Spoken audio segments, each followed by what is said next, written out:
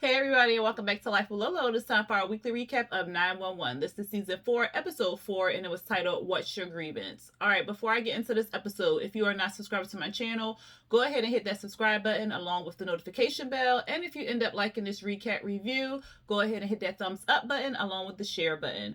Alright, y'all, so this episode was real cute.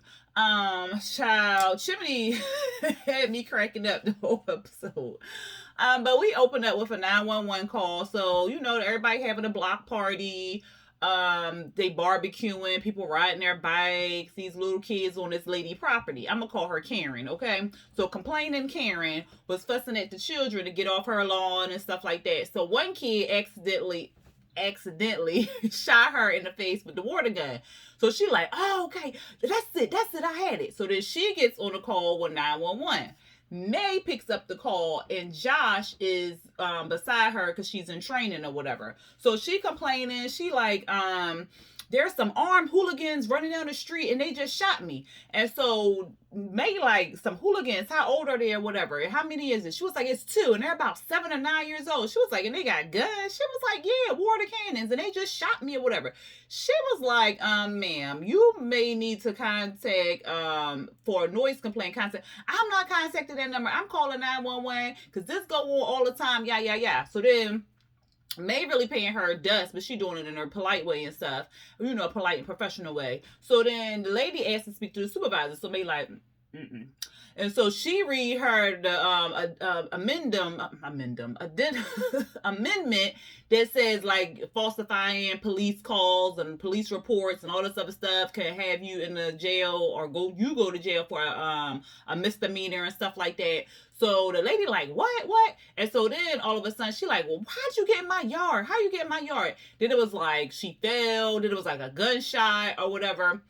Child, they look me like, okay, we send the patrol out right away. She look at Josh and like, well, what the hell just happened or whatever. So Athena gets there, Bobby and his crew get there, and the lady in the pool, she did. I said, well, who the hell killed her? Who killed her? So she did or whatever. Chimney, he acting all weird towards Buck because remember last episode, Maddie told Chimney the secret about Buck or whatever. So Buck and Eddie, they trying to solve the mystery or something like that. Talking about something. Ooh, I think the perpetrator kicked down the gate and stuff like that because it's a big footprint right there or whatever. So they not making jokes, but it was funny how they was trying to solve the crime. And Athena was like, no, I did that. The whole house was locked up, so I wonder how the person got inside the house. So they trying to figure it out. Then they see all this mail on the ground. It's not even her mail. So they like, none of this mail belonged to her. It's not even addressed to her or anything like that. So that's weird. So the detective come in and he trips over the gnome. I said, something with that gnome. And then they say that the lady that called 911 13 times in 6 months. And she ain't got nothing better to do but call 911. I said, Lord. Then we see Maddie and Chim, they making smoothies and stuff like that, and she telling Chimney how her parents is coming to visit. So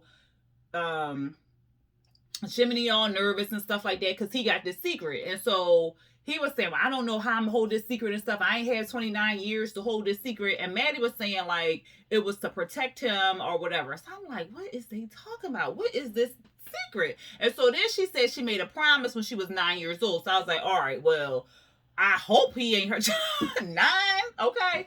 But so I was like, all right, so that theory that that's her son is out the window. So what is it? So then I'm thinking, well, maybe the dad cheated and it's an adultery baby, like the woman died or something. I don't know, she was on crack or something like that, and then she just dropped the baby off and was like, you take care of this responsibility. So that's why the mama don't really like Buck too much, because we saw it was kind of something going on.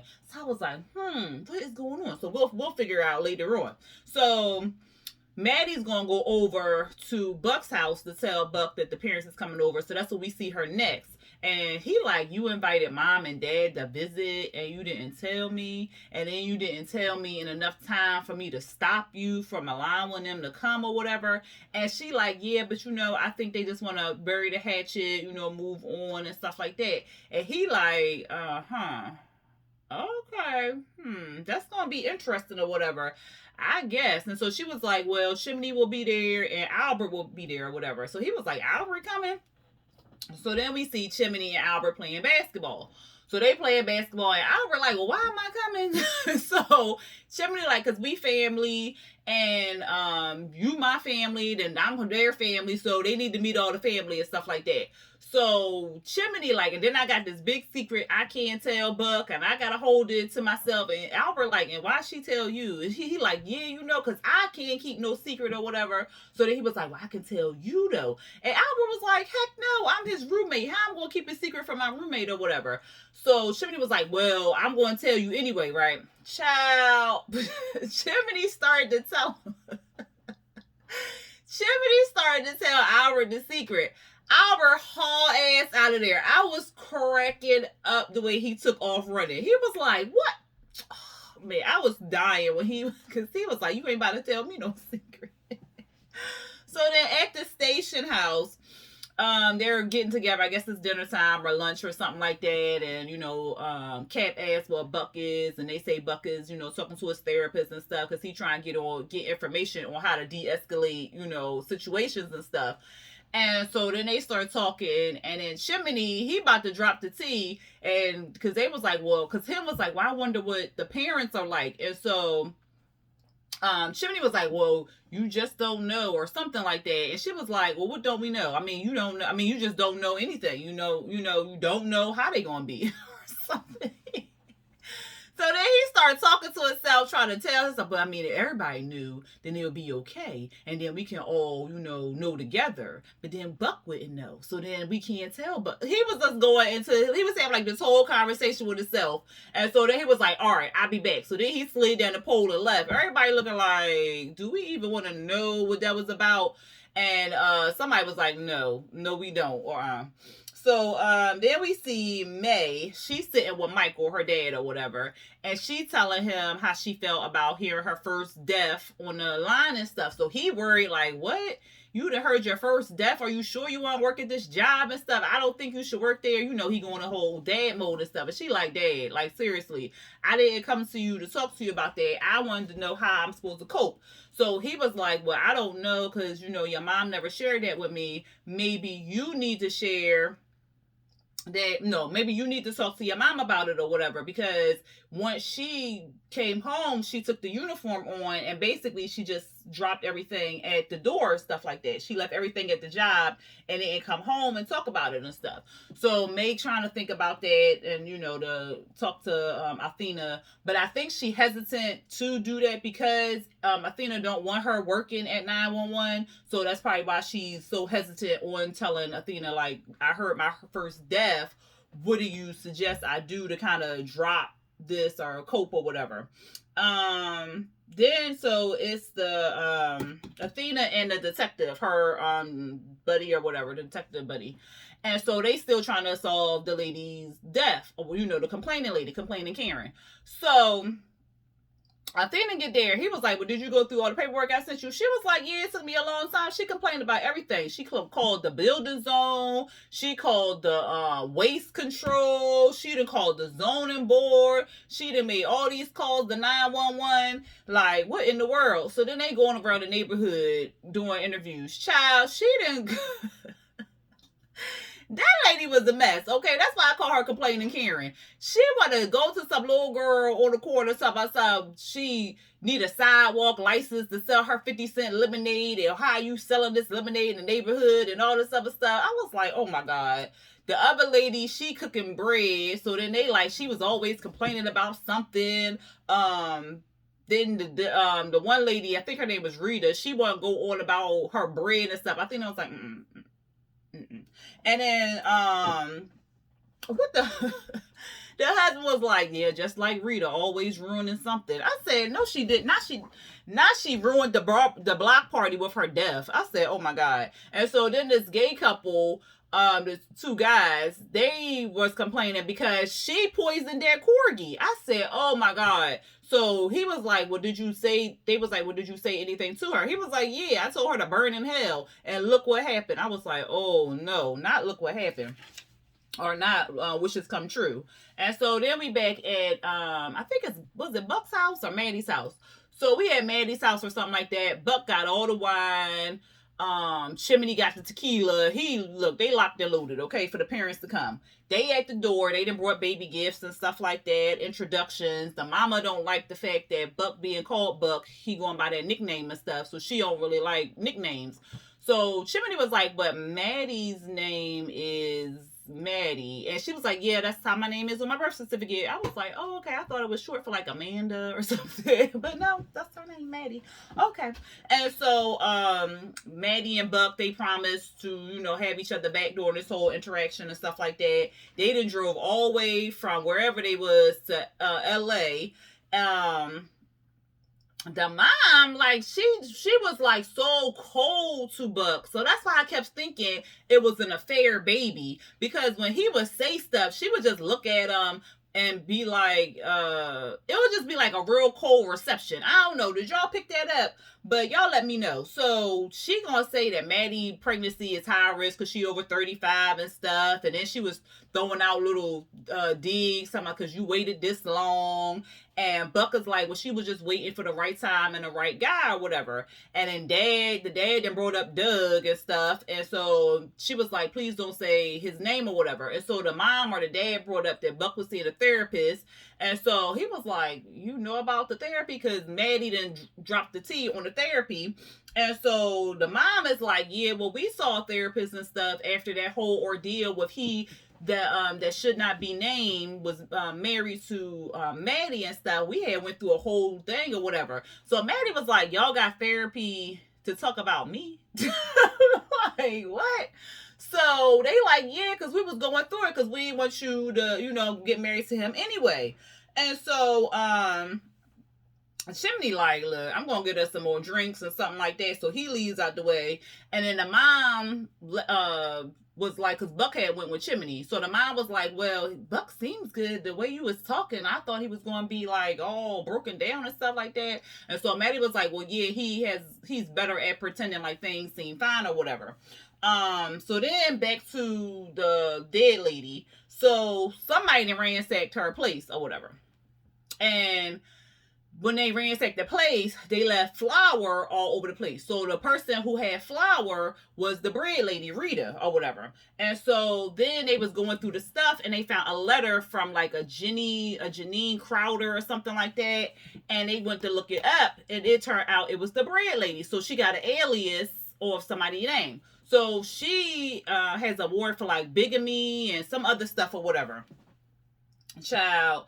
So they were saying like complaining Karen must have got the information, knew who Rita really was, and then was going to like blackmail her or whatever. So the husband, when they went to the house, the husband was like, well, my wife is not a murderer. My wife is not a murderer or whatever like that. Here you go, Athena. I'm sorry to bring this to you or whatever, but she ain't your wife neither. So she was like, what? You know about Marshall? Athena was like, I thought your husband's name was Jerome. She was like, oh, you know about him too? Oh, God. I was cracking up. I was like, she gonna say somebody else's name. So the husband like, well, what? She was like, honey, I can explain. I'm sure I can explain. So then they was like, we found the gun. So then she was like, oh, that was going to be a little bit harder to explain or whatever. So then they took her down to the precinct. May visiting Bobby, and then they had a conversation on how to cope, because May was like, well, you've been a first responder for a long time. How do you cope? And he said his first vice was Percocet and vodka, but she does not recommend those stuff like that. And she was like, okay, duly noted. And so then he was like, naturally you're gonna lose people and stuff like that, but you have to kind of get over it differently and stuff, because you have to know that you can't save them all. Because May is going through her head like, maybe I could have did something different, maybe I could have stopped it, maybe this, maybe that. So she kind of putting it all herself, not knowing like you can't stop what's already fated to be done or whatever. So he was just saying like, it doesn't mean that he was like, it's nothing wrong with you thinking like you can change stuff by replaying it in your head over and over again. It's nothing wrong with that. It just shows that you care, and there's basically nothing wrong with that. So he gave her a little chit chat and stuff. And so then we at the 911 station, and or the call center, I should say. And it's May's big day because she gonna be flying solo. So she gonna be flying solo or whatever like that. And Josh was like, trust yourself. You did well on that call and stuff. And she was like, well, the lady died. Why are you gonna have me flying solo? So he was like, don't worry about that. You did good. Don't worry about that or whatever. And so, child, one of her calls was my roommate done stole all my that stole all my drugs. I said, is he serious right now? She was like, I don't think you really thought this call through. I was dying. And so then this guy, one of her calls was this guy named Stan. He was like, why do people lie? I trust people, and then they lie to you and stuff, and but they all gonna pay and stuff. And he was like, oh, I'm sorry, I started this call off all wrong. My name is Stanley such and such, and I'm about to plant a bomb or something. So she was like, oh my God. So she in the break room and stuff, and she on her phone, and Josh comes in, and he said they went to the guy's house and stuff, and they didn't find anything. They went to his job, they didn't find anything or whatever. But so May was looking on his social media, and she was like, this is not the first job he got fired from. He lost about half a dozen jobs in the last year. So then Josh was like, well, what was his first job? So then they go calling out, the stations and stuff like that. So everybody there, Bobby's team is at the first job basically, and they getting everybody out and stuff. And one lady says that he was with them for like 20 years, and he was doing demolition, like blowing up stuff for them. And something happened where he got injured. I guess he got workman's comp or something, or he was trying to get money or something like that. And then they ended up saying like it was his fault. So then they stopped his income and all this other stuff. So he wasn't able to work or get paid anymore. So that's why he's, doing the bomb. So somebody random was like, it's a maintenance man or something. He's having an asthma attack down there. So they was like, Chimney, go in there and take care of him. We going to take care of these people out here. So Chimney go in there. Eddie was like, well, I'm trying to find a dude. I can't find him. Chimney was like, well, I'm going to go down in the garage or whatever, and I'm going to go check it out. If I can't find him there, then I'll let you know. So he go down there. He's talking to the maintenance guy. The maintenance guy turns out is the bomber. Child, he got his finger on the button. Chimney like, oh my God, the man, he like, he can't breathe. So he really is having like an asthma attack or whatever. Bobby steady calling him like, Chim, where you at and stuff. Call, come in. Chimney can't bring back in because he with the bomber, he don't want to set nothing off. Eddie comes down there, and Eddie peeps that, the dude, like, cause he like, Chimney, why you ain't bring back on the call? Didn't you hear him on the radio and stuff? And so Chimney like, well, I'm trying to take care of him right now or whatever. So he showed him like, yo, he got the bomb. So Eddie sees it, and so Eddie was like, all right, well, I'll tell him that, that you down here taking care of business, and I'll be back. So then he runs, and he goes out there and tells them that, Chimney down there with the bomber. So they outside trying to figure out how they gonna disarm the bomber and stuff. Child, Chimney in there with the he in there with Stanley, because he was about to explode trying to keep this secret. He in there telling him the daggone secret. So Stanley like, what? For real? They kept this for 29 years? You got to tell him. The whole time he holding the button, child, like, you got to tell him. That's some big stuff. Y'all having dinner again? You sure about that? You sure you want to be in this family?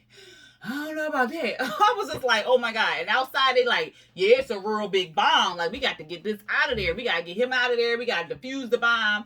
I was like, oh my God. So Stanley steady like, so Chim like, well,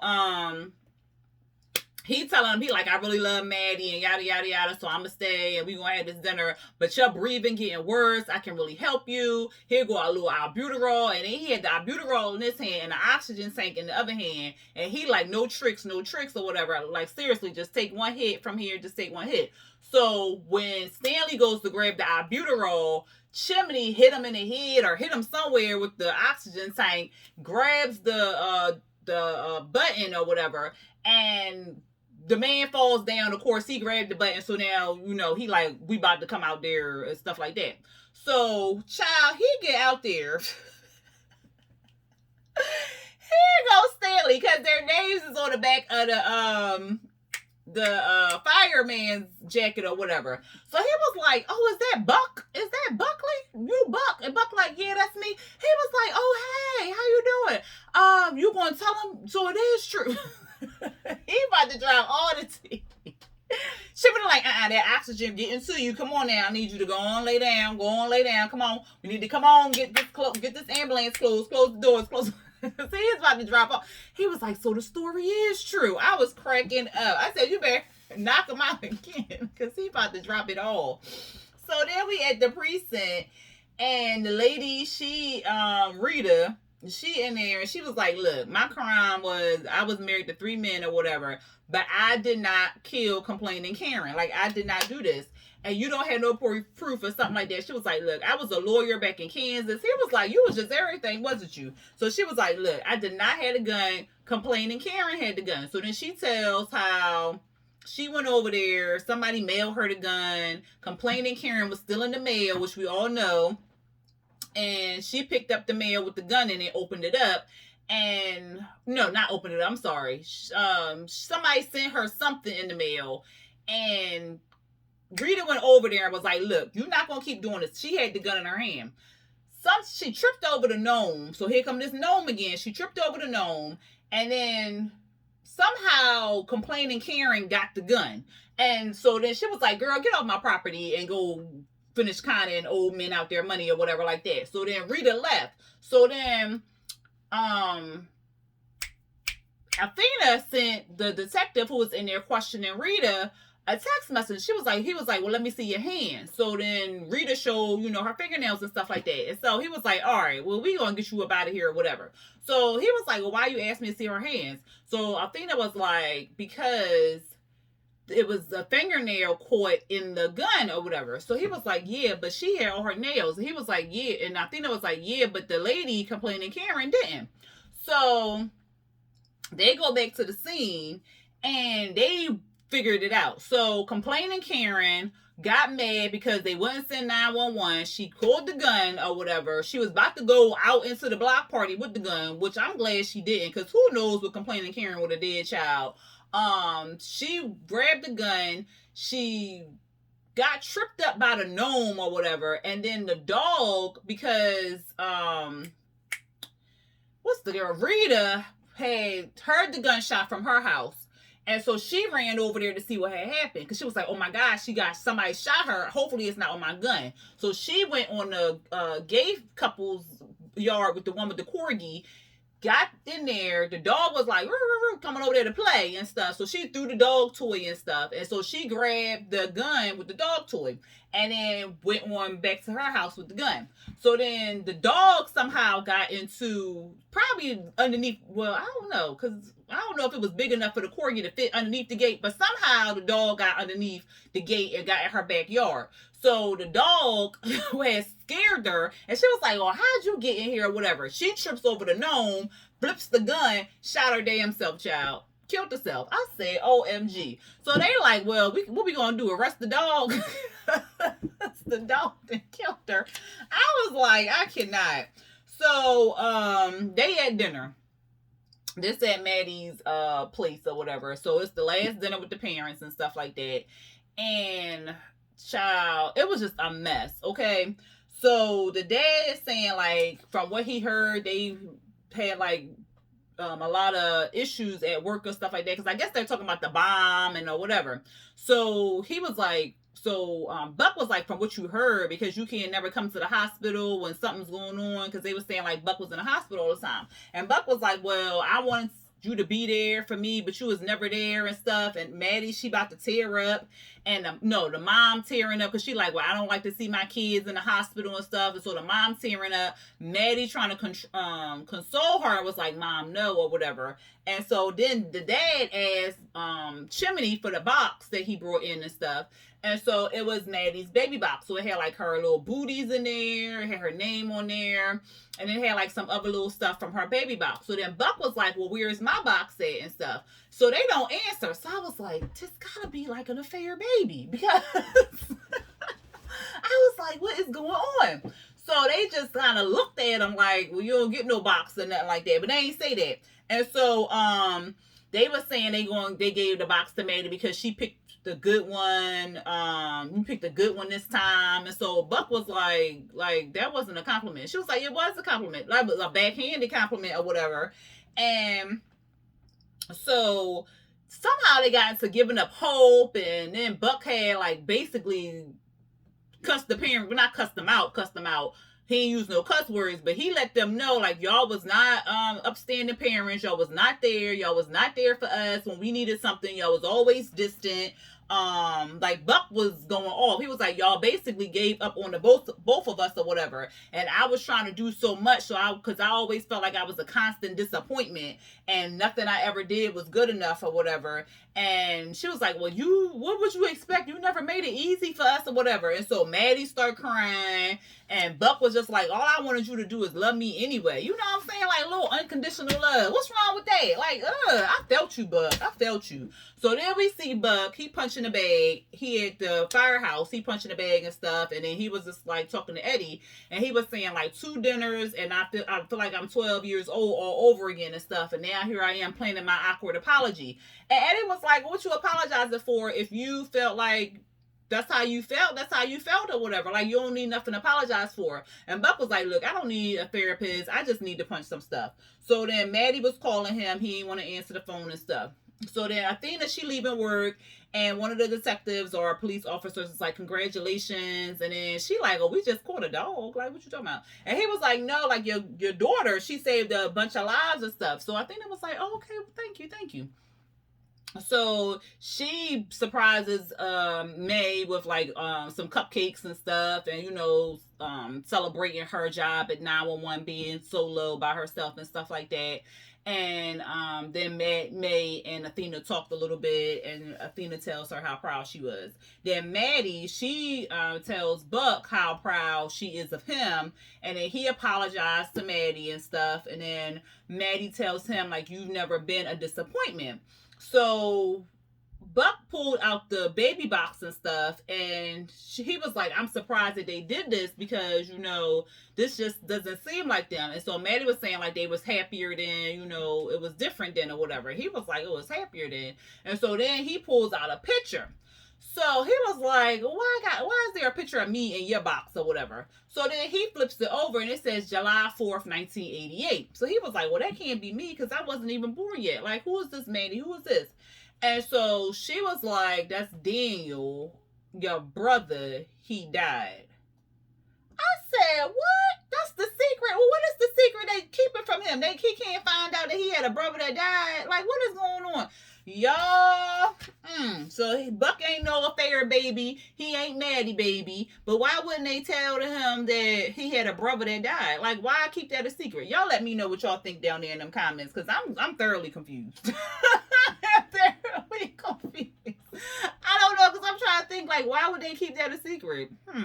Anyway, y'all let me know what y'all thought about the episode down there in them comments. If y'all ended up liking this recap review, go ahead and hit that thumbs up button along with the share button. And if you are not subscribed to my channel, go ahead and hit that subscribe button along with the notification bell. All right, y'all. Until next time. Peace.